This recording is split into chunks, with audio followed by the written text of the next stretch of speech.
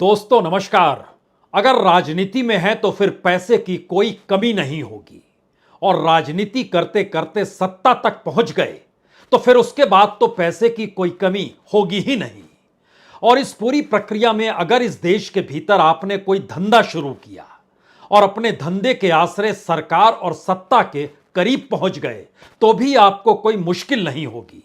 आपका कोई भी धंधा डूबता चला जाए लेकिन आपको पैसे की कमी नहीं होगी, क्योंकि सरकार बैठी है ना। और सरकार बैठी है और कॉरपोरेट के आश्रय इस देश की राजनीति चल रही है। और जो पैसा कॉरपोरेट के पास आ रहा है वो बैंकों से निकल कर आ रहा है। और बैंकों में किसका पैसा है? जनता का पैसा है, हमारा आपका पैसा है। लेकिन आप बैंकों में पैसा क्यों रखेंगे? आप अलग अलग जगहों पर इन पैसों को इन्वेस्ट क्यों नहीं करेंगे? लेकिन इन्वेस्ट कैसे करेंगे जब हर जगहों पर टैक्स बहुत ज्यादा होने लगे? तो टैक्स से बचने का उपाय एकमात्र होगा कि बैंकों में पैसा रख दीजिए। बैंक उस पैसे के आश्रय रईसों को लोन देंगे, रईस उस लोन को नहीं लौटाएंगे, सरकार उस लोन को माफ कर देगी और रईसों के पास जो पैसा लोन का होगा वो राजनीतिक तौर पर पॉलिटिकल सत्ता के पास पहुंच जाएगा। यह कोई चक्रव्यूह नहीं है, लेकिन मौजूदा वक्त में इस देश की नीतियां जिस रास्ते पर चल पड़ी है उसमें सरकार ने इस देश के लोगों के लिए अब यही व्यवस्था की है कि आप पैसा कहीं भी इन्वेस्ट करें। जमीन खरीदेंगे तो वहां भी टैक्स बहुत ज्यादा लगेगा, मकान खरीदेंगे टैक्स वहां पर भी लगेगा, म्यूचुअल फंड में डालेंगे टैक्स वहां पर भी लगेगा, फिक्स डिपॉजिट में भी पैसा रखें वो बैंक के भीतर पैसा होगा, उससे कुछ सहूलियत सरकार और रईसों को हो जाएगी, वहां कुछ कम टैक्स लगेगा। और यह प्रक्रिया धीरे धीरे बढ़ते बढ़ते एक ऐसी परिस्थिति में भारत में आकर खड़ी हो गई है जहां पर सरकार ने एक नियम और जारी कर दिया। और सरकार ने कहा कि जो भी पैसा इस देश से बाहर भेजता है, कल तक उस पे 5% टैक्स लगता था, लेकिन अब यानी 1 जुलाई से उस पर 20% टैक्स लगेगा। तो 20% टैक्स देकर कौन बाहर पैसा भेजेगा? आप सोच रहे होंगे कितने लोग हैं जो बाहर पैसा भेजते हैं। तो यहां पर आपको एक जानकारी होनी चाहिए कि दरअसल 2014 के बाद इस देश को छोड़कर दूसरे देशों की नागरिकता लेने वालों की तादाद में जबरदस्त वृद्धि हुई है। लाखों की तादाद में इस देश को छोड़ने वाले लोग इसी दौर में आए हैं। इस देश के भीतर में हजारों बिजनेसमैन ने अपना बिजनेस दुनिया के अलग अलग जगहों पर शिफ्ट कर लिया है। और इस देश की परिस्थिति के भीतर टैक्स इतना लगा दीजिए कि जनता कहीं पर भी पैसा इन्वेस्ट नहीं करे और बैंकों के पास जब पैसा आए तो बैंक उसके जरिए अपना मुनाफा कमाए। और आज ही जब एसबीआई का आंकड़ा निकल कर आया कि दरअसल 18,000 करोड़ का उसको लाभ हुआ है। दूसरी जानकारी निकल कर आई कि बैंकों को जो लाभ होता है, जिसमें आरबीआई के पास जो डिविडेंड होता है वो जो सरकार को देता है, उसको देने की रफ्तार 2023-24 के फाइनेंशियल ईयर में 1 से 2 लाख करोड़ तक हो सकती है। यानी बरस दर बरस इससे पहले जो नियम कायदे थे कि 50,000 करोड़ से ज्यादा डिविडेंड सरकार को आरबीआई देगी नहीं, बाकी पैसे को अपने पास रखेगी, जिससे इस देश के भीतर में कोई बैंक क्राइसिस में आ जाए तो उसको वह निपटारा कर सके। लेकिन सरकार ने जलान कमेटी बनाई और उसके बाद क्या कुछ हुआ अब यह बताने की जरूरत इसलिए नहीं क्योंकि 2018-19 में 1,75,000 करोड़ आरबीआई ने डिविडेंड सरकार को दिया था, केंद्र सरकार को दिया था, मोदी सरकार को दिया था। उस वक्त 2019 के चुनाव आ रहे थे और इस वक्त 2024 के चुनाव आ रहे हैं। तो रास्ता वही अपनाया गया है जिसमें आरबीआई जब इस बरस जब डिविडेंड देना शुरू करेगा तो वह 1 से 2 लाख करोड़ के बीच होगा। लेकिन यहां पर एक सवाल हर किसी को परेशान कर सकता है, क्या वाकई इस देश के भीतर में सरकार के पास कोई दूसरा उपाय नहीं? स्थिति इतनी नाजुक है कि सरकार ने अपने तौर पर इस देश के बेसिक इंफ्रास्ट्रक्चर पर ध्यान नहीं दिया, लेकिन पैसे की कमी होनी नहीं चाहिए। हमें लगता है आज इस पूरे कच्चे चिट्ठे को जरा समझ लीजिए, तब आप जान पाएंगे आपका पैसा बैंक में, बैंक से आपका पैसा कॉरपोरेट के पास, कॉरपोरेट उस पैसे को नहीं लौटाएगा, नहीं लौटाने पर वो माफी हो जाएगी, रिटर्न ऑफ हो जाएगा, और कॉरपोरेट पैसा ट्रांसफर करेगा पॉलिटिकल पार्टी के पास, पॉलिटिकल पार्टी रईस होगी, और फिर क्या विधायक और क्या सांसद, हर किसी की बोली लगती चली जाएगी। तो सिलसिला शुरुआत करते हैं 1 जुलाई 2023 से। जो नियम नया बन रहा है उसमें टैक्स कलेक्शन एट सोर्स यानी टीसीएस इसको कहते हैं। इससे पहले जब आप किसी को पूरे साल में 7 लाख रुपए भेजते थे तो आपको कोई टैक्स नहीं देना पड़ता था, कुल मिला के 0.5% ही टैक्स लगता था, जो कि नगण्य है, नहीं के बराबर है। और 7 लाख से ज्यादा जब भेजते थे तो वो टैक्स लगता था आपको 5%। अब सरकार ने कहा जी नहीं, ये लिबरलाइज रेमिटेंस स्कीम अब नहीं चलेगी, जिसके तहत पहले तो आप तकरीबन $2.5 लाख तक भेज सकते थे, यानी तकरीबन 2.5 करोड़ के लगभग भेजने की स्थिति इस देश के भीतर थी, और टैक्स लगता 5%। कहा गया नहीं, अब यह व्यवस्था नहीं होगी, अब 20% टैक्स सीधे लिया जाएगा, सिर्फ 2 स्थिति को छोड़कर। वह 2 स्थिति एजुकेशन से जुड़ी है और हेल्थ से जुड़ी है। यहां पर आपको 5% टैक्स देना होगा, लेकिन बाकी सारी चीजों में, यहां तक कि यहां से जो आप क्रेडिट कार्ड लेकर जाएंगे और वहां जो खर्च करेंगे उस पर भी 20% का टैक्स लगेगा। जो टूर एंड ट्रेवल अब जो सफर करना चाहते हैं उसके जरिए जुलाई के महीने से अब वो 20% पे आ जाएगा, यानी पहले जो 5% था उसमें 15% की बढ़ोतरी। ये पैसा सरकार को चाहिए और बड़ी तादाद में चाहिए। यहां पर एक सवाल यह होगा कि बैंकों को लाभ, आरबीआई का डिविडेंड बढ़ना और सरकार के पास वह भी पैसा आना, बड़ी तादाद में कॉरपोरेट का माफी, रिटर्न ऑफ करना पैसा, वो पैसा भी रोटेट होकर पॉलिटिकल फंडिंग में चले जाना, और इस देश के भीतर की बेसिक जरूरतों को भी सरकार पूरा ना कर पाए तो फिर आप क्या कहेंगे। यह जो पूरी प्रक्रिया, इसमें हमें लगता है शुरुआत बैंकों से ही करनी चाहिए, क्योंकि बैंकों के भीतर की स्थिति को जरा यह समझिए कि 8 बरस का जो अंतिम आंकड़ा सरकार के मोहर के साथ जो पास हुआ, उसमें जानकारी दी गई कि दरअसल बैंकों के जरिए जो रिटर्न ऑफ किया जा रहा था अलग अलग बैंकों का, वो सिर्फ पब्लिक सेक्टर के बैंक, वह तकरीबन 6,32,377 करोड़ का था। उसमें से लगभग 2,78,517 करोड़ रुपए ये बड़े कॉरपोरेट के पास थे जो नहीं लौटा पाए। और यह भी एक त्रासदी है कि जो ओवरऑल पैसा लिया जाता है उसकी जो रिकवरी होती है, ओवरऑल रिकवरी 17% है, लेकिन बड़े कॉरपोरेट से रिकवरी सिर्फ 7% है, 7%। और इसमें सबसे अगर टॉप मोस्ट 3-4 बैंकों को आप देखिए तो जैसे पहला नंबर एसबीआई का है। एसबीआई के जरिए 2,35,000 करोड़ रुपए एनपीए के जो रिटर्न ऑफ किए गए वो आंकड़ा है, और उसमें सरकार रिकवरी जो कर पाई, यानी बैंक जो रिकवरी कर पाया वो 15% के लगभग कर पाया, 34,677 करोड़ रुपए। लेकिन इसी हिस्से को अगर बड़े कॉरपोरेट और रईसों के हिस्से में डाल दीजिएगा तो उनका एनपीए 2,35,000 करोड़ में से 1,23,000 का था, 1,23,000 करोड़ का था, और उनसे जो रिकवरी हुई वो सिर्फ 7%, यानी 8,969 करोड़ रुपए, यही रिकवरी हो पाई। यही स्थिति पंजाब नेशनल बैंक की, यही स्थिति कैनरा बैंक की, यही स्थिति आईडीबीआई बैंक की। मसलन आईडीबीआई बैंक 45,000 करोड़ रुपया एनपीए में, उसमें से लगभग 18,000 करोड़ रुपया बड़े कॉरपोरेट के पास। बड़े कॉरपोरेट एक भी पैसा नहीं लौटा पाए, और ओवरऑल जो रिकवरी की गई वो सिर्फ 3,704 करोड़ की गई, यानी ये 8% नजर आता है। लेकिन बड़े कॉरपोरेट को कहा गया, जब उनसे जानकारी मांगी गई, उन्होंने कहा ये अवेलेबल नहीं है, यहां पर आप एनए लिख दीजिए, ये अवेलेबल नहीं है। यह एक पहली तस्वीर है।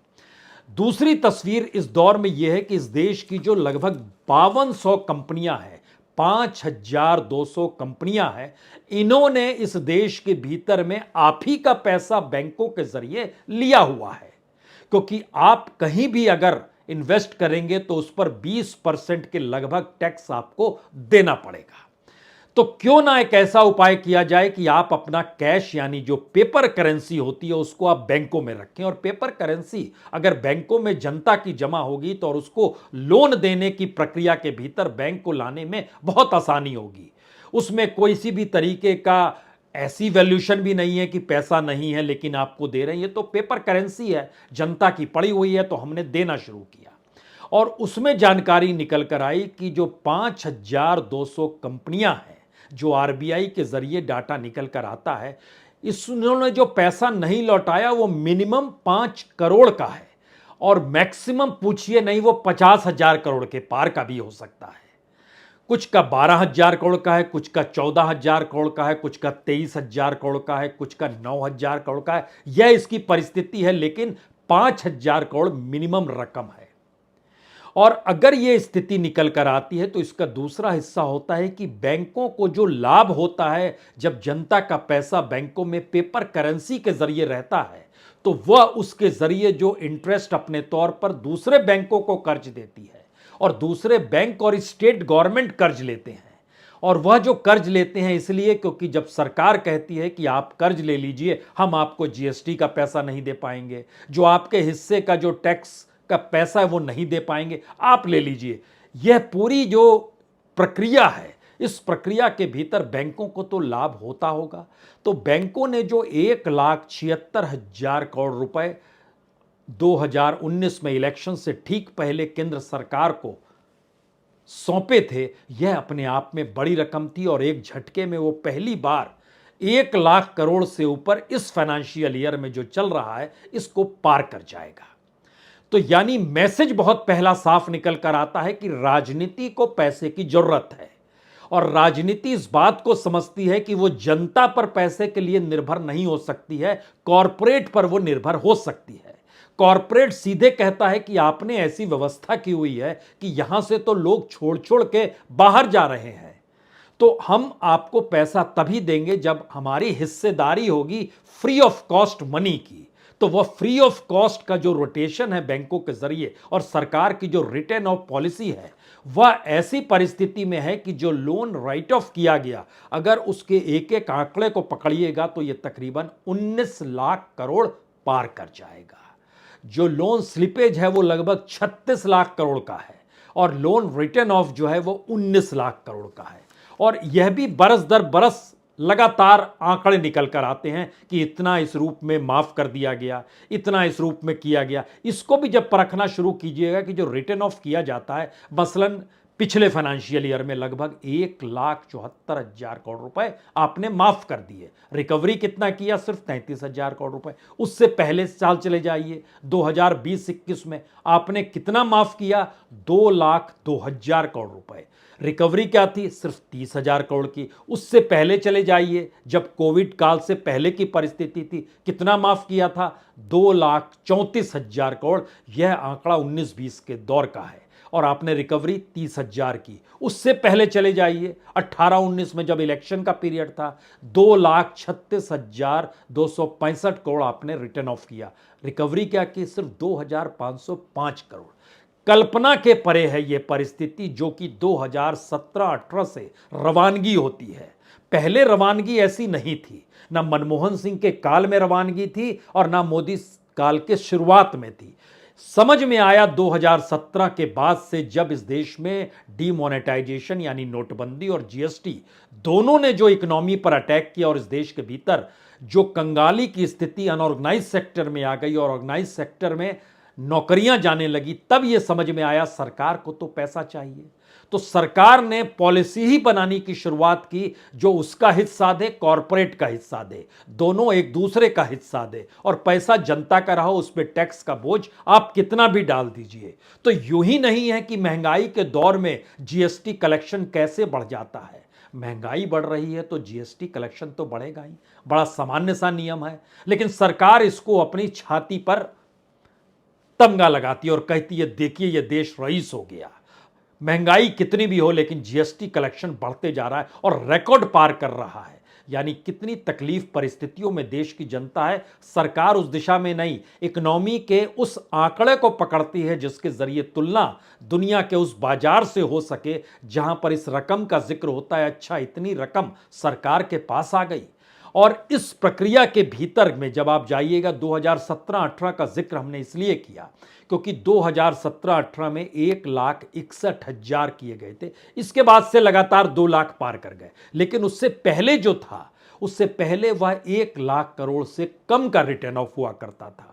और अगर आप मनमोहन सिंह के काल में चले जाइएगा तो वो रिटर्न ऑफ लगभग 30,000, 35,000, 40,000, इससे ज़्यादा नहीं जाता था। लेकिन यहां तो एक छलांग में 2 लाख करोड़, और जो रिकवरी थी पहली बार 12,881 करोड़ की 2017-18 में रिकवरी का मापदंड उससे पहले के बरस की तुलना में कम हो गया।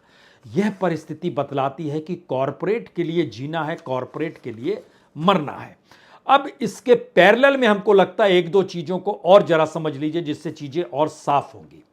इस देश के भीतर में जो रईस लोग थे, नागरिकता छोड़ रहे थे, उनकी तादाद जो है 12,88,293 दिसंबर 2022 तक, और यह शुरू होता है 2014 की जनवरी से, और बरस दर बरस देखते चले जाइएगा तो 2022 में 2,25,620 लोगों ने नागरिकता भारत की छोड़ दी। ये बाहर चले गए जो पैसे वाले हैं, जो बिजनेसमैन हैं, जो इस देश के भीतर की पॉलिसी में समझ गए, यहां की इकोनॉमी में गए तो या तो खुद को पॉलिटिकल बना लीजिए या फिर पैसा आपका लगातार रिसने लगेगा और पता नहीं किस दिन ईडी और सीबीआई आपके दरवाजे पर खड़े हो जाए और नोटिस थमा दे, और उसके बाद आप चक्कर लगाते रहिए, इनके दफ्तरों में और अदालतों के चक्कर लगाते रहिए। सरकार के साथ खड़े हो जाइए, सरकार राहत रियायत देगी और सुविधा भरी नियम कायदे आपको समझाती चलेगी। मसला सिर्फ इतना है कि आप पॉलिटिकली सरकार के साथ आपका जुड़ाव होना चाहिए। यहां पर एक सवाल और आता है, जब इस देश के भीतर में न्यू एजुकेशन पॉलिसी बनी और उससे ठीक 2 बरस पहले सरकार ने कहा कि हम टॉप मोस्ट इंस्टीट्यूशन इस देश के बनाएंगे। कल ही एक रिपोर्ट आई जिसमें बताया गया कि भारत के जो टॉप मोस्ट बेस्ट इंस्टीट्यूशन है उसकी रैंकिंग जो है वह 400 के पार है। यानी दुनिया के 418 यूनिवर्सिटीज़ में से भारत की कोई यूनिवर्सिटी नहीं है। 419वें नंबर पर आईआईएम अहमदाबाद है। उसके बाद इंडियन इंस्टीट्यूट ऑफ साइंस जो है उसकी रैंकिंग 494 है। यानी 500 से नीचे और 400 के ऊपर यही 2 इंस्टीट्यूट हैं। और इस देश के जो आईआईटी हैं उसमें 5 आईआईटी का जिक्र है। IIT Bombay, IIT Madras, IIT Delhi, IIT Kharagpur और आईआईटी कानपुर। आपको जानकर हैरत होगी कि आईआईटी बॉम्बे की रैंकिंग इंटरनेशनल यूनिवर्सिटीज़ में 554 नंबर पर है। आईआईटी मद्रास 570 नंबर पर है। आईआईटी दिल्ली 607 नंबर पर है। आईआईटी खड़गपुर 721 नंबर पर है। आईआईटी कानपुर 823 नंबर पर है। ये भूल जाइए कि हमारे यहाँ हार्वर्ड कैसे होगा। हार्वर्ड नंबर 1 है, एमआईटी नंबर 2 है दुनिया की यूनिवर्सिटीज़ में, स्टैनफोर्ड नंबर 3 है, कैम्ब्रिज नंबर 4 है, ऑक्सफोर्ड नंबर 5। हम इन बातों का जिक्र इसलिए कर रहे हैं क्योंकि बार बार पार्लियामेंट के भीतर ऑक्सफोर्ड और कैम्ब्रिज और एमआईटी सरीकी यूनिवर्सिटी खोलने का जिक्र विश्व गुरु बनने के साथ किया जाता है। यहां तक कि एशिया की जो टॉप मोस्ट यूनिवर्सिटीज़ है उसमें टॉप मोस्ट जापान की टोक्यो आती है जो 13वें नंबर पर है, क्योटो है जो 27वें नंबर पर है, सियोल यूनिवर्सिटी है जो 31वें नंबर पर है, चाइना की 3-4 यूनिवर्सिटी है, शिंगवा यूनिवर्सिटी 44th नंबर पर है, पेकिंग यूनिवर्सिटी 49 नंबर पर है, यूनिवर्सिटी ऑफ चाइना जो कि एकेडमी ऑफ साइंस है वह लगभग 555 नंबर पर आता है। ये मैसेज कहाँ तक कि इजराइल की यूनिवर्सिटी जो जेरूसलम की हेब्रेल जो यूनिवर्सिटी है वहाँ की हेब्राउ यूनिवर्सिटी वह 70वें नंबर पर है। कहाँ पर ये प्रोसेस है और कहाँ पर प्रक्रिया है, या सिर्फ बोलने के लिए सब कुछ होता है? जबकि बड़े न्यूनतम स्तर पे अगर आ जाइएगा तो इस देश के भीतर में 15 लाख टीचर की बहाली इसलिए नहीं हो पा रही है क्योंकि राज्य सरकार हाथ खड़ा कर देते हैं, हमारे पास पैसा नहीं है।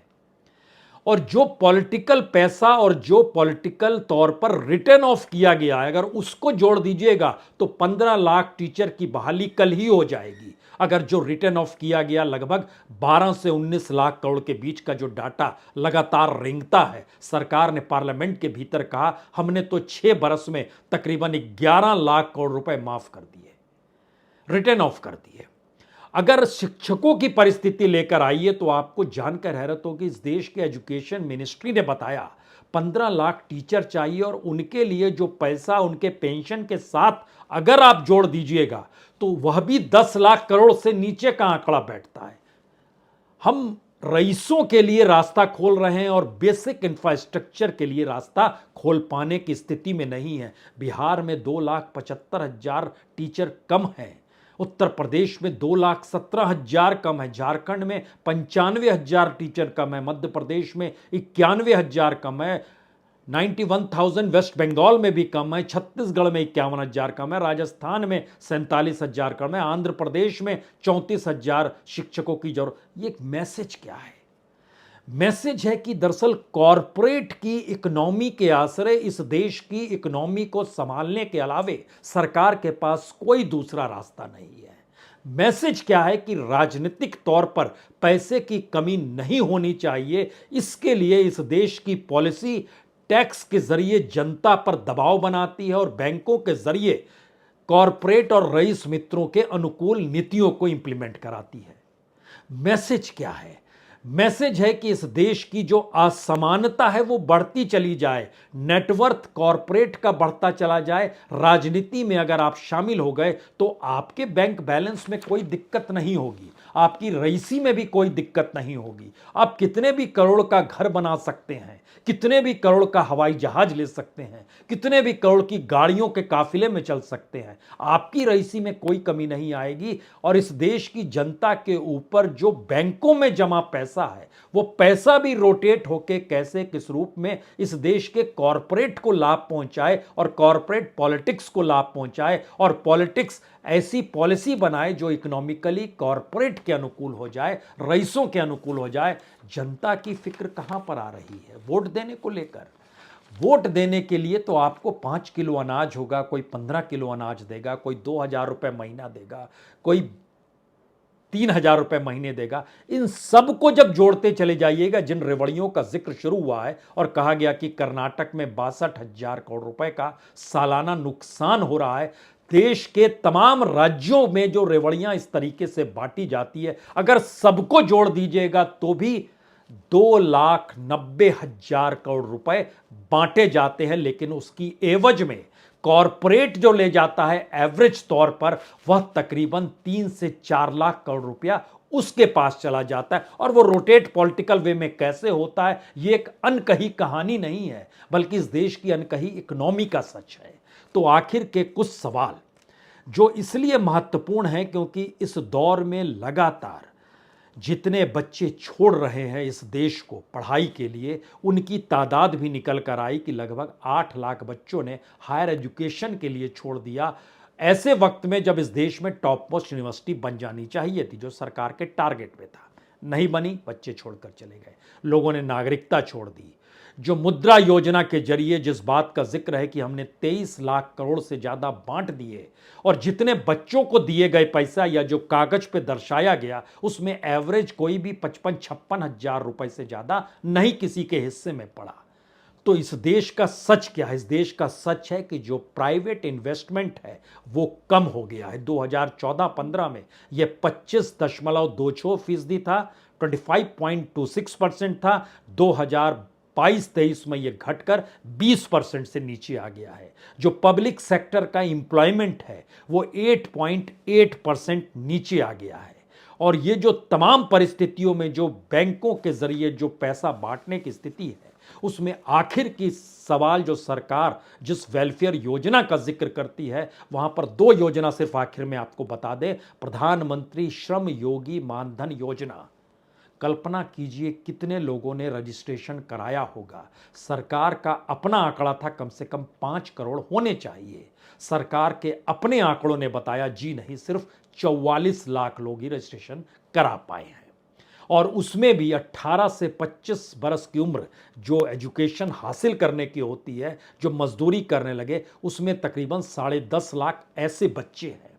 जो national pension scheme for traders बनाया गया, उसमें सरकार ने माना कि तकरीबन इसमें 2 करोड़ से ज़्यादा रजिस्ट्रेशन हो जाना चाहिए था। सरकार के आंकड़ों ने बताया सिर्फ 52,475 लोगों ने रजिस्ट्रेशन कराया, जिसमें 18 से 25 बरस तक के बच्चे जो उम्र थे उनकी संख्या 12,609 है।